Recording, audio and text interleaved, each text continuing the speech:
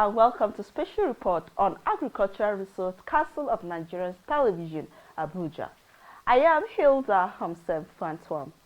On our special report today, the Agricultural Resource Council of Nigeria and the National Agricultural Resource System stakeholders were trained on Foresight 2 recently in Abuja.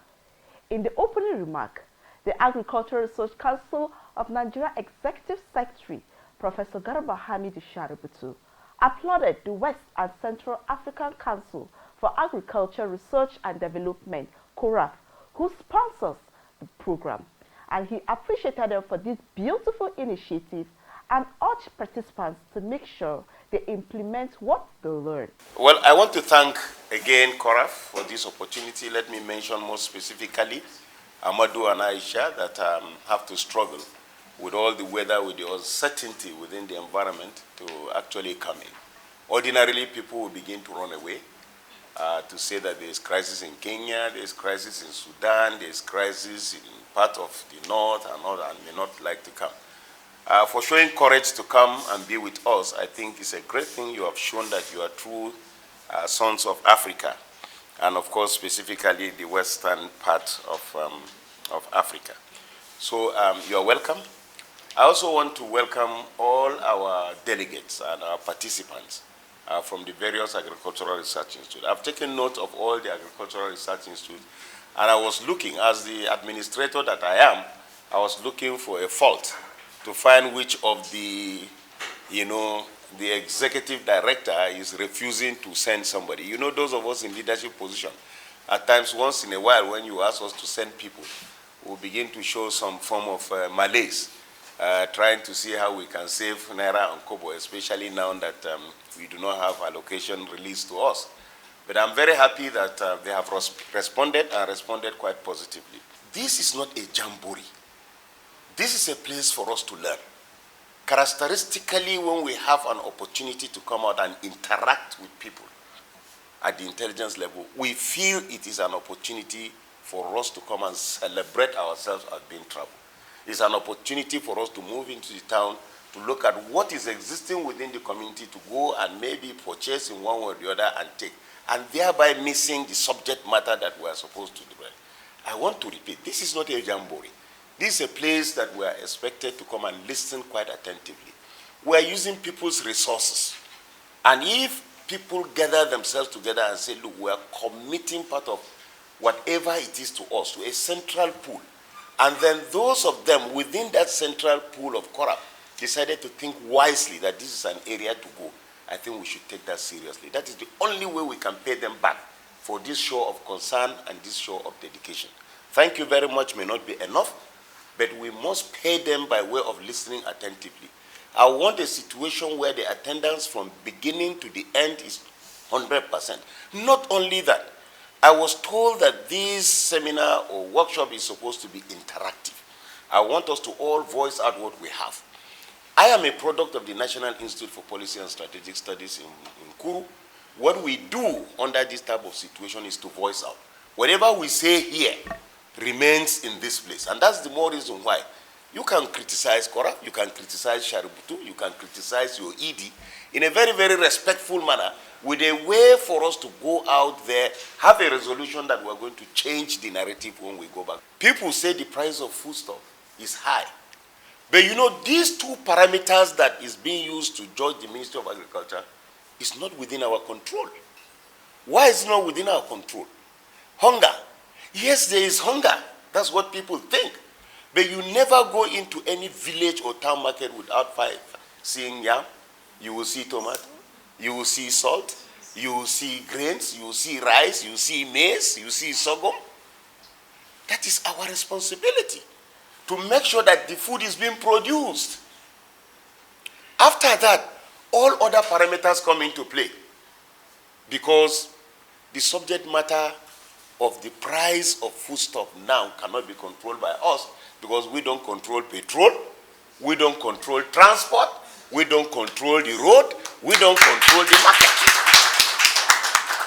And I made bold to say yesterday that the number one performing ministry in this country is the Ministry of Agriculture, because nobody has ever gone to the market to find out that there is no foodstuff. So at that level, we have done it. Now, if we have succeeded in putting food on our farm and they are maturing, where does the credit come? The credit comes to those of you in the research institute. Because if we had relied strictly on our traditional crops, we wouldn't have been here by now because of the low productivity. If we had relied strictly on our method of fighting diseases of crops and livestock, we wouldn't have been here. So to even go to the market and see foodstuff is not only dependent on the farmers that are producing, it's also dependent on the variety and breeds of crops that you are able to push to the farmers before they are able to produce. So you have a role to play. And if you have a role to play, you also have a role to protect whatever research you are conducting. If you do not protect the research you are conducting, people will use it as wastebasket. You will find today people who are not in the agronomic world standing up because they have handset at their disposal. They type any rubbish and go because they have no identity. The whole process of farming does not concern them. They don't appreciate what is research. And people think that you just wake up one day and you pray to God and you pluck maize in your pocket and say, this is what I have developed. No, that is not it. It takes years and years of research. Yesterday, I was able to make my contribution to say, hey, one thing you have to understand in order to assess the agricultural sector is to know that to develop a single variety at times will take you upwards of 5, 14, 15 years. So how do you measure that level of success? And if you go to our archives now at the Arcn, in our museum, you find varieties and varieties of crops and livestock that you have been able to develop for us. But again, we have to predict what the future is going to do. We have to make sure that we are able to respond to every regime. That's the unfortunate thing. We had 4 years of one regime, another 4 years repeated. One came for 6 years, another one came for 8 years, another one is now here. And you as researchers are expected to be blending your performance to rhyme with the expectation of each regime. Policy somersault, consistency, the urge for our politicians to achieve and show the world that there are changes of our country will call on you to make sure that you are always thinking ahead.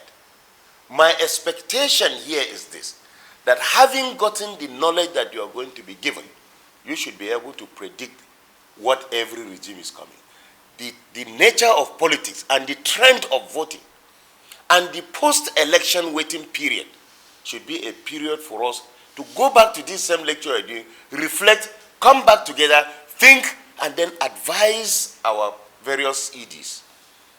And eventually advise the Arcn, and the Arcn will now perform its number one function by advising the government on where to go. At a certain point in time, we as the Arcn predicted that let us concentrate on quick maturing crops. But as we are concentrating on quick maturing crops because of Bola Tinubu's agenda of food security, he is also coming up with the agenda of diversification of the economy. So what do? We have to put these two together in order to make sure that he achieves his aim. So we now came up with, okay, let us concentrate on stable food, but without neglecting the cash crops. And that's the more reason why you find out that the minister is giving attention to both cocoa research, to NIFO, to CREAN, in order to promote those three crops that have a very, very long gestation period. But again, you are expected to report on quarterly basis. So what do you report for NIFO? You start a process today, in the next 3 months, and say report progress. But of course, it is your knowledge of this subject matter that is supposed to give you the impetus to be able to meet up the demand. If you don't meet up the demand of this administration, you're going to be relegated back and downwards. So, I want to welcome all of you. I want to appreciate you. Responding on behalf of Koraf, Amadou Ngedu appreciated the desire to know and urged the participants and encouraged them to be open-minded to new ideas in agriculture. Dear Arcn Executive Secretary, Prof. Sharubutu, dear CADEP Xpilar 4 focal person, ladies and gentlemen, all protocol observed. I am pleased to represent Koraf at this important training session on the application of Foresight tools. May I congratulate Prof. Sharubutu and his team for making it happen. As part of the CADEP XPILAR 4 project, CORAV is working with some 20 Nars, including Arcn, a series of capacity building sessions for Nars and the other stakeholders have been organized in West and Central Africa, including a training on Foresight analysis in Dakar in April 2022. Following this regional training, Nigeria's CADEP XPLR 4 focal person struggled to ensure that her institution could benefit from such training. We would like to congratulate her for organizing this training. I would like to conclude this statement by urging all participants to follow this session closely and to obtain the knowledge needed to apply foresight analysis in Nigeria. Dr. Nnemeka Ihegwagu, the CORAV focal point representative in Nigeria, expressed her appreciation to Arcn and CORAV for the opportunity and sponsorship of the training, and she reiterated the need for participants to make good use of the opportunity. I'm highly honored to give this brief speech on this topic of our training, application of foresight tools. As we navigate the complexities of our 21st century, we all know that a lot is bedeviling the environment and everywhere, and we need to preach sustainability. The ability to anticipate and prepare for the future has now become more crucial than ever. And what is foresight? Foresight is the ability to use your past, your present, and the future to be able to envision the future you want. You can actually create it out. I encourage you all to approach this training with an open mind, like I did when I had the first training. Willingness to challenge your assumptions. Please drop your baggage and be open-minded. Have a commitment to applying what you learn to make a positive impact in your personal and professional life. You are our train of trainers. You are representing your institution. That was how I went to CORAV. I represented council and I brought this. So I expect all of you to go back and please liaise with us and see how you can conduct this same training, present it to your institution, and let them have the impact, and we'll be assessing, having progress reports from you all. We're going to create a community of practice for foresight in the National Agricultural Research System. Our prof has given us the backing. That is why he has made it possible for us to be here. Thank you, Prof. Let's embark on this journey of discovery, please, and exploration together. Let's shape the future we want in the agricultural research system, rather than reacting to it. On this note, I want to appreciate you, Prof. Thank you for the opportunity. CORAV, thank you for the opportunity too. And participants, please, let's do it together in these 3 days. Thank you very much.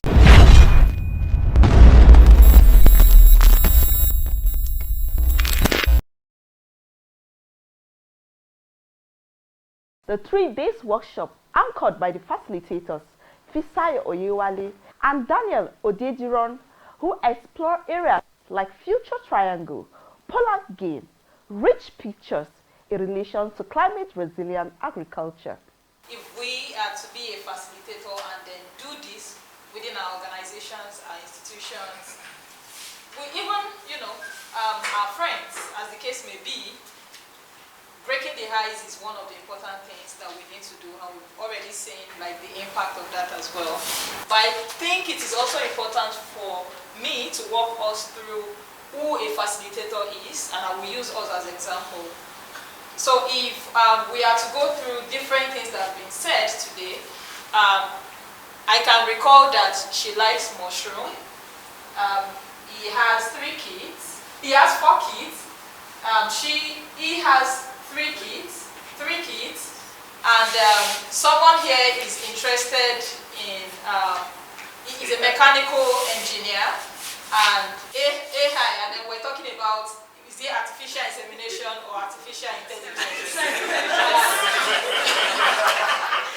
So, as a facilitator, you need to be able to like synthesize information that you have gathered from the room to show that you are listening to what people are saying in the room as well. The regular Foresight workshop. This is a Foresight workshop for trainers to train other people. When you enter a group like this, you want to break the ice, you want people to talk to one another, you want the room to be friendly, you want the tables to be interactive. And so one of the first things you want to do is to make people meet themselves. Right? This exercise could take a little longer than this if you wanted more relationships to be built.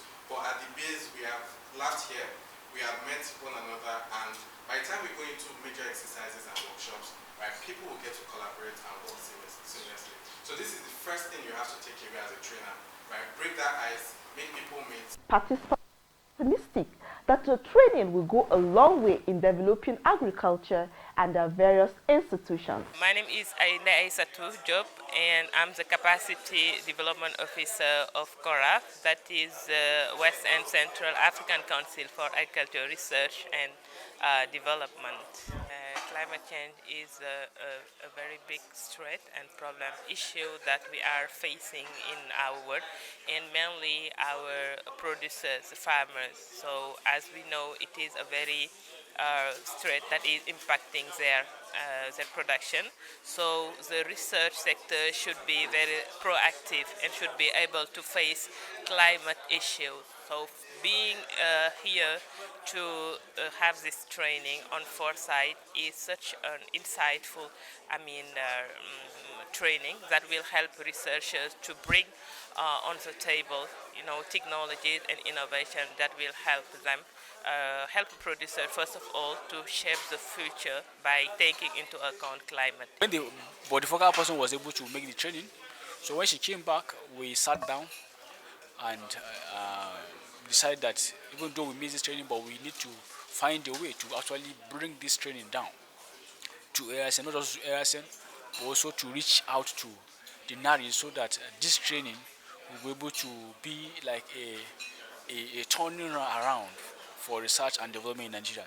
Yeah, I'm so excited being a participant in this training, applying foresight in agricultural research, especially in planning strategies of research as an institution, at least to help Nigeria. The agricultural sector has a lot of challenges in terms of food security, and it's with foresight that we'll be able to go a long way, knowing the problems we've passed through in the past, the problem we are into now, which will actually help us in the future. My intention that at the end of the training, we're able to gather both past and present tools to work towards the future to boost agricultural production in Nigeria.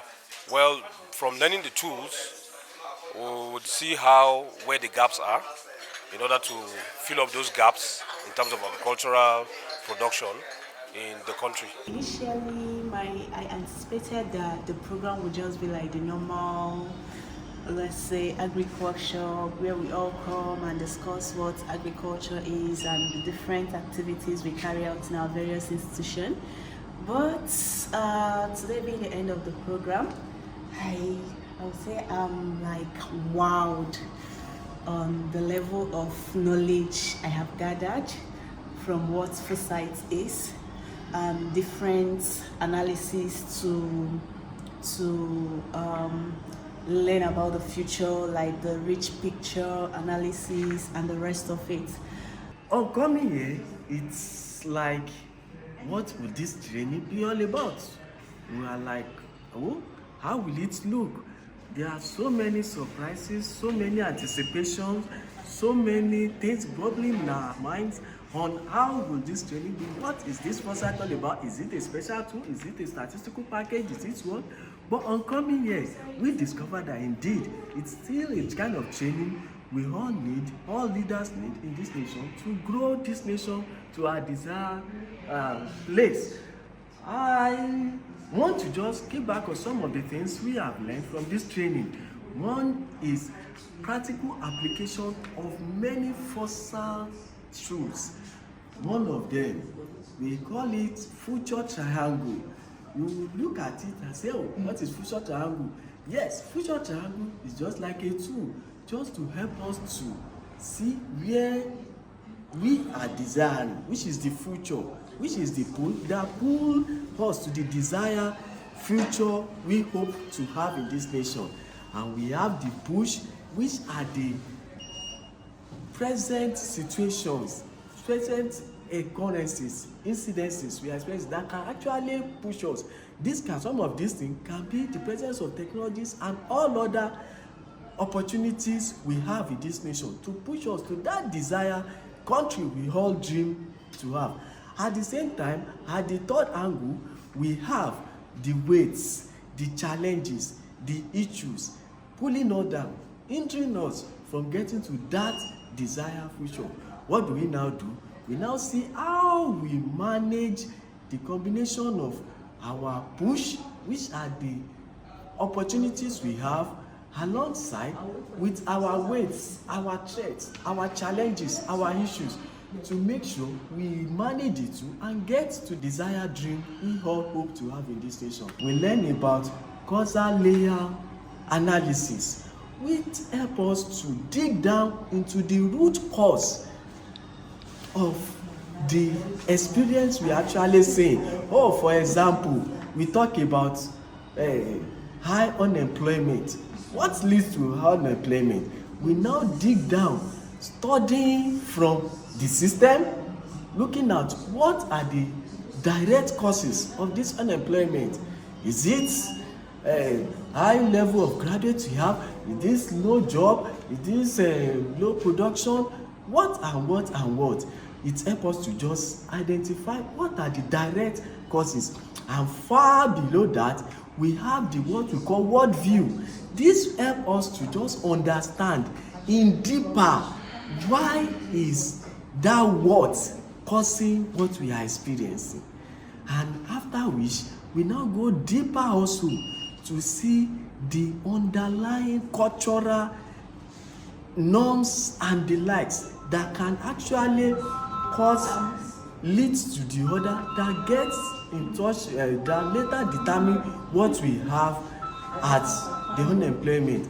And so these are many more we actually like. And at the end of this Foresight training, I want to tell you that indeed we are better, and we really are happy for this kind of training, and we hope that such trainings should come into this nation, to come among civil servants, to come among political leaders, and on and on and on like that.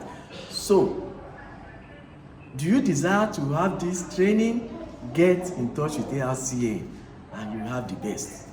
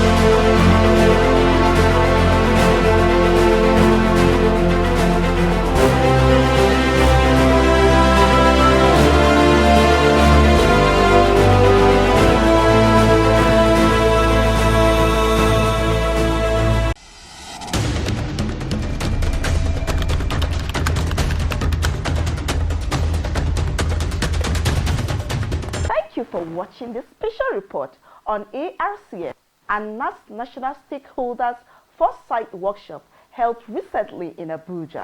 I am Hilda Homsem Franfam saying, take good care of yourself and keep watching Arcn Television Abuja.